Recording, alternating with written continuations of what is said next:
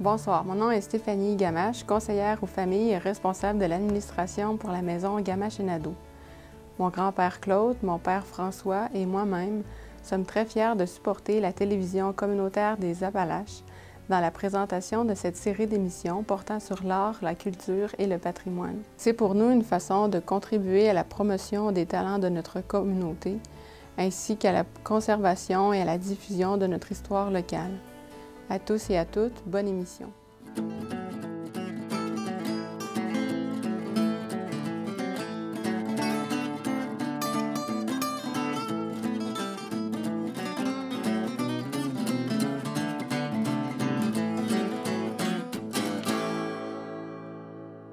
Madame, Monsieur, bienvenue à une autre émission de Art, Culture et Patrimoine.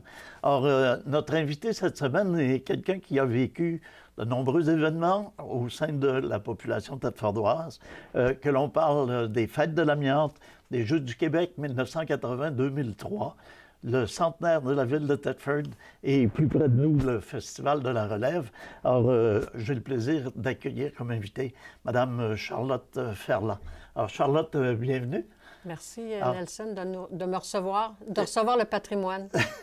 Et merci d'avoir accepté notre invitation. Alors, parmi tous ces événements, aujourd'hui, on va parler particulièrement du Festival Promutuel de la Relève.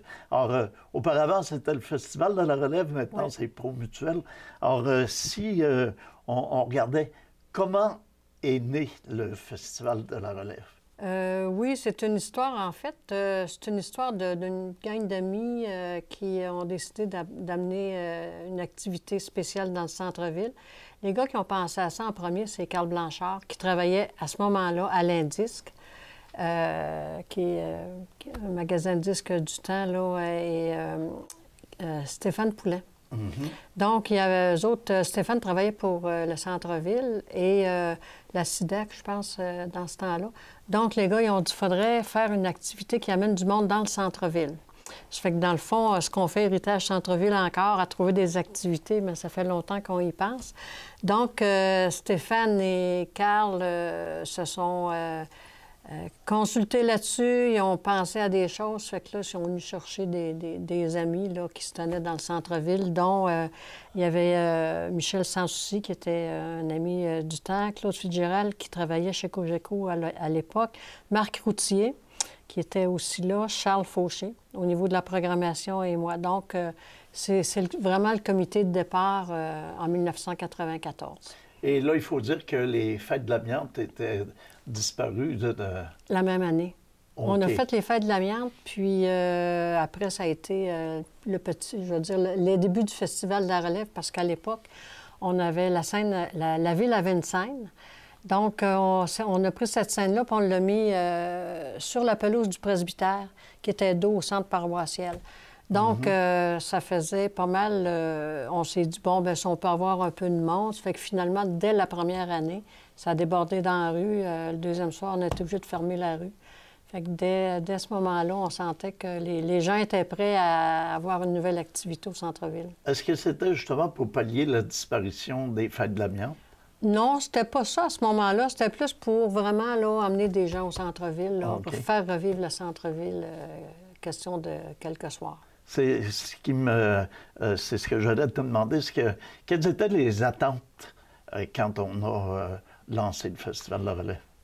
Bien, les attentes, je vais parler pour Stéphane à l'époque, qui travaillait à la SIDAC. Là, je pense que c'était plus... c'était d'amener une activité pour faire connaître plus le centre-ville. Bon, faire marcher les gens dans la rue, faire une activité conviviale, familiale, et amener des spectacles. Dans le fond, c'était vraiment pour de l'animation dans le centre-ville. OK. Et 21 ans, 22 ans plus tard, qu'est-ce qui fait que ça a duré autant? Ça a duré autant parce que la population a tout le temps été au rendez-vous, dès la première année. Et puis, il a fallu fermer la rue. La deuxième année, là, il n'était plus question qu'on laisse le secteur coin Saint-Alphonse, Notre-Dame ouvert, parce qu'à 7h, 7h30, c'était déjà plein de monde. Donc, en accord avec la ville, à ce moment-là, On a fermé la rue et puis on a fermé la rue jusqu'à Dumais. Et une année, 2 années plus tard, déjà, on a fermé jusqu'à Saint-Joseph parce qu'on avait une petite scène sur le parvis de l'Hôtel de Ville, une petite scène musique classique. Et on avait aussi une petite scène qui était dans ce coin-là aussi. Là. OK. La scène, je non, là, peu importe, en tout cas, c'est ça. On a débordé, disons, de la rue du Mai. Et là, bien, la scène principale avait été déplacée sur la rue Notre-Dame même. Là. Oui, puis ça, à ce moment-là aussi, c'était encore la scène de la ville. Là, on était encore dans les petits budgets, là, ce qui n'est pas le cas maintenant. Parce que maintenant, on a des vrais, je veux dire, des vraies scènes, là, des scènes de location. OK. On dit que la population a toujours été présente. Qu'est-ce qui a fait la popularité du Festival de la Relève? Comment expliquer que la population a toujours répondu? Bien, premièrement, c'est un festival qui est gratuit. Donc, on se promène, on écoute des spectacles. Bon an, mal an, on a toujours 30 à 35 spectacles de groupes sur nos 3 scènes et en plus des artistes et des amuseurs dans la rue. Donc, c'est la gratuité. Puis, on se plaît à dire aujourd'hui que c'est un festival propre parce que, dans le sens que, en tout cas, moi, à ma connaissance, il n'y a jamais eu de bagarre. On n'a jamais vu de personnes complètement ivres sur le bord de la rue, là, puis des choses déplacées. En tout cas, moi, à ma connaissance, on n'en a pas vu. Donc, on peut dire qu'on est un festival familial. C'est convivial. C'est des retrouvailles annuelles, en fait. Les gens ne se sont pas vus de l'été. C'est le début des classes. Bon, qu'est-ce que tu as fait cet été? Les gens, souvent, il y a des gens qui se voient là une fois par an. Ils se voient une fois par année, puis c'est au Festival de la Relève. Donc, c'est ça qui fait que les gens continuent à venir, puis aiment ça. Puis la gratuité et la qualité aussi des spectacles. L'évaluation des foules, il y a des années où on a fait des évaluations qui étaient très élevées. Oui. Or, et effectivement, il y avait autant de gens qu'on l'a dit. Oui. Nous, parce que là, on est subventionné, on était subventionné par le ministère du Tourisme. Là, je dis « on » parce que cette année, on n'a pas eu la réponse encore.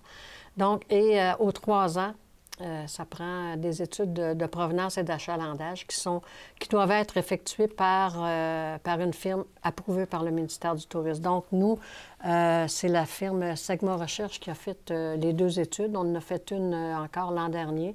Donc, d'après l'étude et la méthodologie qui est acceptée par le ministère du Tourisme l'an passé, on a dit, bien, c'est sûr qu'on avait le show de Marie-Mé l'an passé, là, ce qui a été vraiment exceptionnel comme achalandage. Donc, eux, ils nous disent autour de 200, 220 000 personnes qui sont passées sur le site. Donc, si Nelson vient 3 soirs, bien, il est compté 3 fois. Okay. Donc, on peut diviser par 3, puis ça donne, en fait, un bon achalandage. Là, à peu près, moi, je vais dire 60 75 000 personnes. Ça fait que... C'est assez impressionnant. C'est très impressionnant. Des foules semblables au centre-ville. Oui, oui, oui.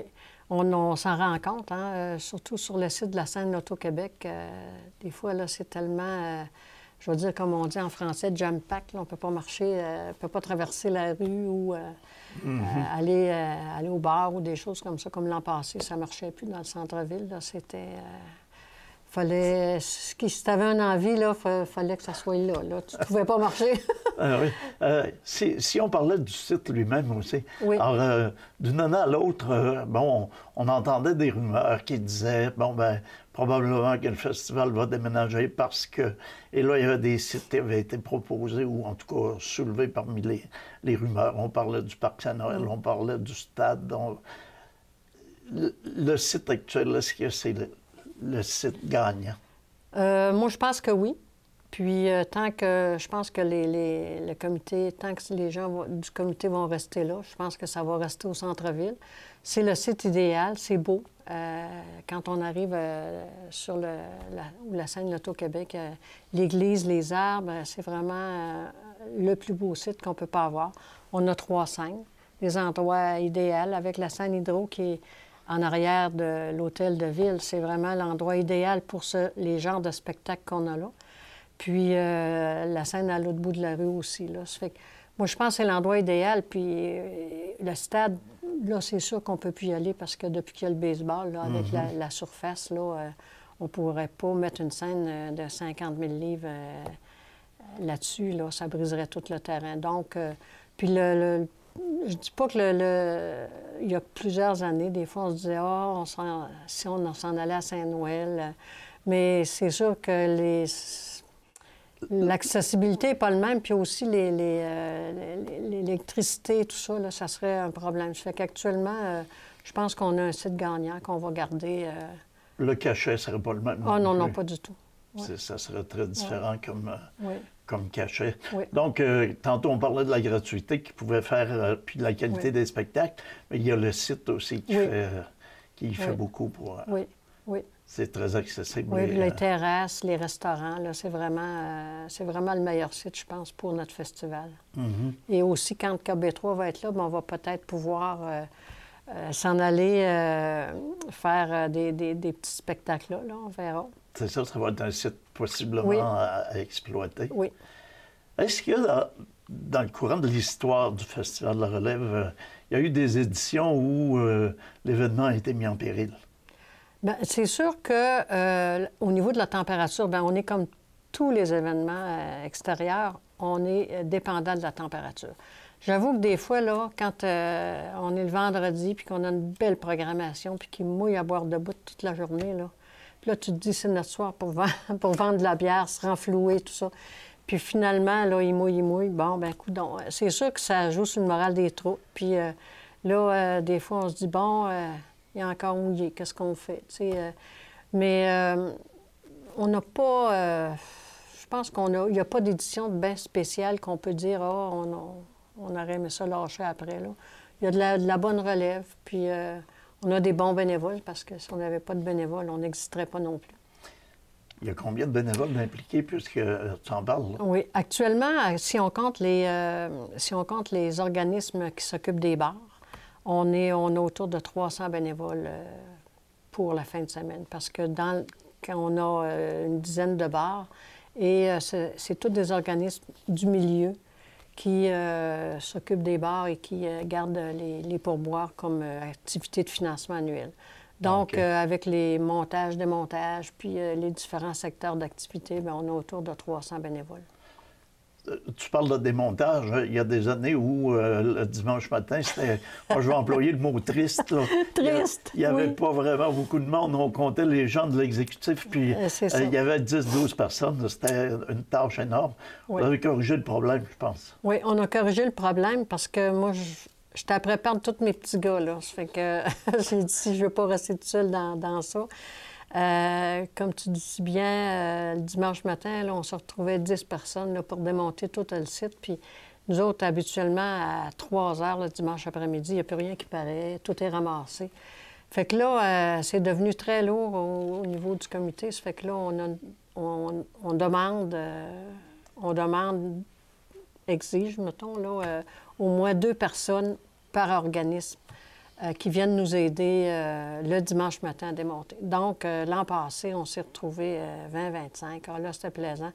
Puis il y avait, même s'il mouillait, c'est pas grave, on sentait qu'il y avait de l'ambiance, puis c'était encourageant. Tu voyais là, que ça se ramassait vite, puis tout le monde s'agaçait. Puis franchement, là, merci à nos nouveaux bénévoles qu'on va avoir d'une année à l'autre. Ça fait que c'est plus encourageant aussi pour les membres du comité organisateur, parce que c'est quand même une grosse semaine. On commence tout de suite lundi dans la semaine, puis c'est tout le comité organisateur qui monte ça là, à tous les jours. Donc, c'est une grosse semaine pour nous. Ça fait que le dimanche, si on peut se libérer plus tôt, bien, c'est tant mieux. Quand on parle de Festival de la Relève, on a entendu certaines années où des gens disaient bien, pourquoi il y a des artistes aussi âgés qui sont sur scène? On parle de la relève, c'est pas des 15, 16, 17, 18 ans. Oui. Alors, quelle est la notion que vous avez de la relève dans le cadre du festival? Actuellement, c'est sûr qu'au niveau de la scène Loto-Québec, qui est la scène principale, c'est sûr que là, il va y avoir des groupes hommages, il va y avoir des groupes qui vont attirer, je veux dire, plus de monde. Sur les 2 scènes, la scène Hydro-Québec qui est en arrière de l'église, donc ça, c'est vraiment la relève. On a Le jeudi, ce sont des étudiants des polyvalentes de la région qui, après secondaire à spectacle, bon, ben les filles qui s'occupent des activités pour les jeunes dans les écoles, bon, nous font une programmation. Donc, ça, c'est vraiment des moins de 18 ans. Le vendredi, l'an dernier, on a eu une soirée blues avec Bertrand qui nous avait concocté ça. Puis le samedi, là, c'est vraiment des groupes de jeunes, là. Je ne dis pas en bas de 18 ans, là, mais des groupes de jeunes. Et sur la scène Lebeau, à l'époque, cette année, ça va changer de nom, là. C'est des groupes émergents. Bon, des groupes rock émergents. Bon, ça peut être des 25, 30, 35, mais on n'aura pas... c'est tous des groupes qui veulent faire une carrière, puis des fois qui ont un CD, puis là, qui veulent continuer. Donc, on a vraiment deux scènes de relève, là. Je veux dire, pratiquement à 90 relève sur ces deux scènes-là. Sur la scène d'Auto-Québec, c'est sûr que les artistes qui ont plus d'expérience, ou en tout cas, c'est une scène qui est là pour attirer les gens aussi. Donc, je calcule que sur une programmation, on a de 3 scènes, on a 2 scènes qui sont vraiment dédiées à la relève. Puis on a aussi, quand on parle de relève, on a les jeunes peintres. C'est des étudiants en arts visuels qui arrivent des cégeps universités de la province, puis qui viennent ici peindre en direct, puis on leur donne les récipiendaires ont des bourses d'études, les votes du public et tout ça, et du jury. Puis on a à la place de la famille, bien cette année, il va y avoir une nouvelle activité, je ne devrais pas en parler, ça va sortir en conférence. Allez-y. Mais on a une nouvelle activité encore avec qui va attirer seulement des jeunes là, de la relève. Donc, moi, je pense on porte bien notre nom quand même, de la relève. 2 scènes sur 3 qui sont là. Les jeunes peintres, habituellement les amuseurs aussi, excusez, les amuseurs habituellement, là, on essaie aussi d'avoir des jeunes quand on les boucle là, pour des jeunes, pas des 50, 60, mettons, là, comme moi, le patrimoine, là, mais les jeunes, on essaie de... On a quand même ramené Vanne Deloré, hein? Ben oui, mais c'était bon. Ben absolument, puis ça a été apprécié, je pense. Hein? Oui, puis Van, il aime ça, il s'amuse. De l'artiste aussi. Puis on l'a sorti, je veux dire, il n'aimerait pas ça m'entendre, mais on l'a sorti des boulamites parce qu'il n'en faisait plus, ben chaud. Van, maintenant, il est agent d'artiste, là. Ça fait que là, Charles, il l'a contacté. Il dit, faudrait qu'au 20e, il faudrait que tu reviennes faire un tour. Puis il était content. Ça fait qu'il venait avec son frère. Puis c'est tout le temps un plaisir de le recevoir sur la scène. Comment on concocte une programmation? Est-ce que c'est avec les disponibilités du moment ou... Au niveau des groupes, bon, les groupes peuvent s'inscrire sur notre site Internet. Et là, après, Charles, il y a un petit comité avec Hugues, Bertrand, Hugues Pomerleau, Bertrand se réunissent. Puis là, on écoute toutes les démos, un après l'autre. Puis il y en a qui vont dans la filière 13, d'autres qui disent « Ah, possibilité telle scène ». Ça fait que c'est Charles qui est le directeur de la programmation depuis le début. Et c'est encore lui, puis c'est ça. Ça fait que c'est un comité qui...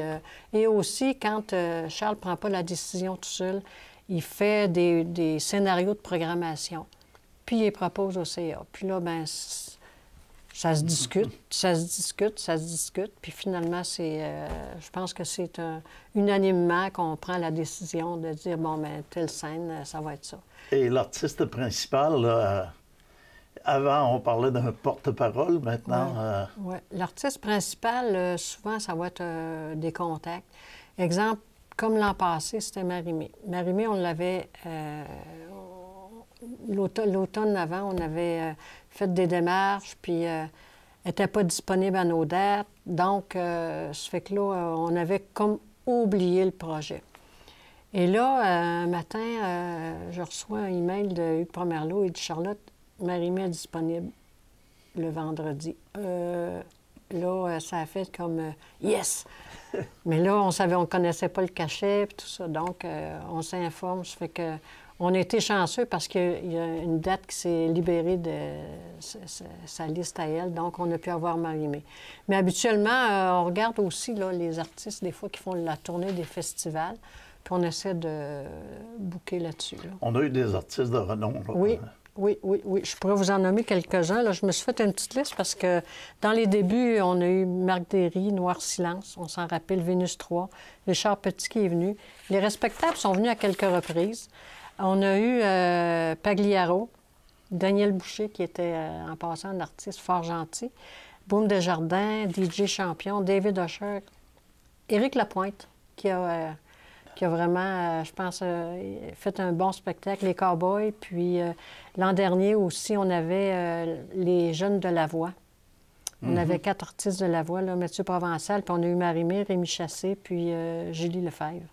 Ça fait qu'on a quand même, on est capable des fois de... C'est sûr qu'on n'est pas capable de payer des cachets là, exorbitants là, pour nos artistes, mais on réussit toujours à s'en sortir.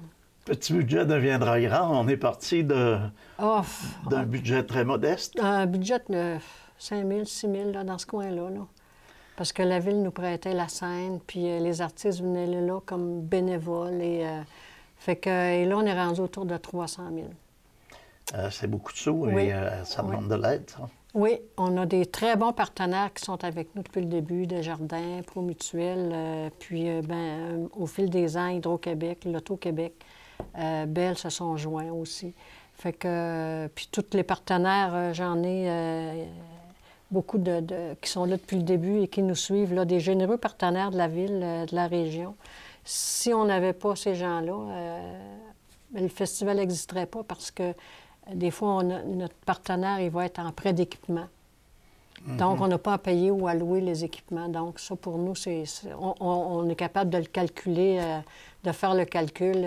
Si tu ne nous prêtes pas tes équipements, ça nous coûterait combien? Donc, on va ramasser au niveau... c'est ça, c'est toutes des commandites. On est rendu à la mi-mars. Oui. La programmation et la préparation doivent être probablement assez avancées. On reçoit encore des inscriptions d'artistes. Charles nous a fait un scénario de programmation, 2 scénarios en fait, là, et aussi 2 scénarios avec les coûts, là, les coûts possibles. Donc là, on attend toujours des réponses de différents partenaires. Donc, on se garde une petite gêne sur la programmation. On va voir comment ça va aller. Puis, je pense que d'ici au 15 avril, là, on devrait être pas mal prêt. Et vous allez dévoiler tout ça... En conférence de presse. C'est sûr qu'il y a tout le temps des petites fuites, là, mais c'est pas grave. Ça en prend, ça fait jaser le monde. Parce qu'il y a eu une rumeur qui a circulé à propos d'un artiste très reconnu, là. À un moment donné, on a parlé de Rock Voisine et ça circulait. Alors... OK. Celle-là, je ne l'avais pas entendue, mais Rock Voisine, je pense que ça va nous prendre... Il va falloir faire payer à la porte, je pense. Je connais l'ampleur des cachettes de Rock Voisine, là, puis en tout cas, à moins qu'ils nous aiment beaucoup puis qu'ils nous fassent un rabais sur le cachet, là, mais... Ce que vous refusez de faire... non, il n'est pas capable. Les coûts d'entrée. Jamais on pourra faire ça. Parce qu'il faudrait faire une clôture autour du centre-ville, ça rentre de partout. Presque une mission impossible. Puis la journée qu'on va être obligé de faire ça, là, je pense qu'on va plier bagage. Vous figurez au nombre des finalistes des Grands Prix du tourisme à la région Chaudière-Appalaches. Oui.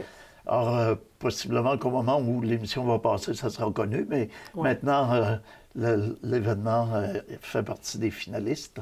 Oui. Alors, ça fait plusieurs fois quand même que... Oui, ça fait... on a été 2009, 12, 13... attendez un peu, je vais vous dire cela. C'est ça, 2005, 7, 9, 13, au niveau des Chaudière-Appalaches. Et c'est ça, à toutes les années, dans le fond, on essaie de s'inscrire à, je veux dire, ce petit concours-là, parce que aussi ça fait parler de nous. Ben oui. Puis si on gagne, bien tant mieux. On a de la belle publicité autour. Puis moi, je pense qu'on est déjà gagnant de pouvoir s'associer avec d'autres événements comme ça. Puis ça nous fait de la belle publicité. On peut s'attendre à une programmation relativement semblable. Je parle du nombre de spectacles, le nombre de scènes, c'est des choses qui ne bougent pas. Ça ne bouge pas. Les scènes, puis là, bien, il va y avoir notre nouveauté au niveau animation cet été. que je garde secrète encore, parce que c'est pas tout à fait... c'est fait à 99 mettons, mais on n'a rien de signé dans le bas des contrats. Le volet art visuel sera toujours là également. Oui, oui, ça c'est parti. C'est Marie-Josée Larochelle qui est maître d'œuvre du secteur. Donc, les contacts sont faits. Là, ça fait qu'on est à attendre les inscriptions. Le Festival Promutuel de la Relève est toujours le plus grand des petits festivals. Oui, on est parti petit, puis là, on est rendu un événement, je ne dirais pas majeur au Québec, là, mais je pense qu'on fait partie des grands festivals en région. Au niveau de la relève, c'est un des rares également? Au niveau de... Oui, bien, il y en a plusieurs. Comme je regarde les jeunes qui sont partis avec, à Saint-Adrien, là, où est les festes. Eux autres, c'est vraiment de la musique plus rock, là, je vais dire. Puis, bon, ben c'est un beau festival, puis c'est le fun de voir qu'on sème des graines. Toujours une certaine association avec le Festival de la chanson de Grande-Bay? Ou... Oui. Ça fait quelques années qu'on est partenaire avec eux. Cette année, par contre, ils ont avancé leur date. Ça fait que là, on regarde avec les filles qui s'occupent des secondaires en spectacle, peut-être pour déjà déterminer avec notre concours secondaire en spectacle, là, la personne qui va aller là-bas. Alors, Charlotte, c'est déjà tout le temps qu'on avait.